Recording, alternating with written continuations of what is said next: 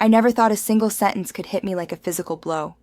But the moment she said it, I felt my world tilt, my chest tighten, and a strange calm wash over me at the same time. "I have to stay the night with him," she said, tossing her bag onto the counter, like it was just another errand she had to run. "Don't wait up." I stared at her. The words made no sense at first. Then they sank in. And there it was, the betrayal I had suspected but never dared to confirm aloud. I didn't yell. I didn't cry. I didn't beg. I just looked at her, calm, almost serene. She looked up, expecting a scene. Maybe tears, maybe a fit of rage. Instead, I said softly, "All right." Her face dropped. "What do you mean, all right?" "I mean, all right.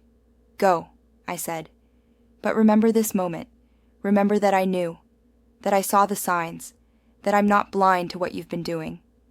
She froze. Her carefully curated mask of confidence cracked. You knew?" I nodded. "For months. The late nights, the hidden messages, the excuses. I put the pieces together long before tonight." Her jaw tightened. "So, you're just going to let me—" "No," I interrupted. "I'm not letting you do anything. I'm letting you face the consequences of your own actions, and I'm taking control of my life while you figure out yours." She tried to argue, tried to manipulate, tried to convince me that it was only a one-time thing, that it didn't mean anything, that she was confused. I didn't respond. Her words had no power over me anymore.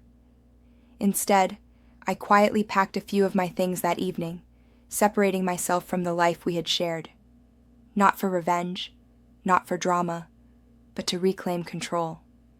I wanted space to think, to process, to heal. The next few days were surreal. She came and went, expecting my presence to react, to plead, to question. But I stayed calm, deliberate. I had a plan.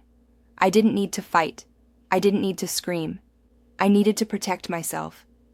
I contacted a lawyer quietly, separated finances, documented everything. I wasn't angry. I was methodical. Betrayal can be messy, but preparation turns chaos into clarity. Eventually, she realized that her attempt to shock and manipulate had failed. The power she expected to hold over me disappeared the moment I refused to react the way she wanted. Her threats, her pleas, even her casual arrogance, none of it affected me. I had already chosen my path.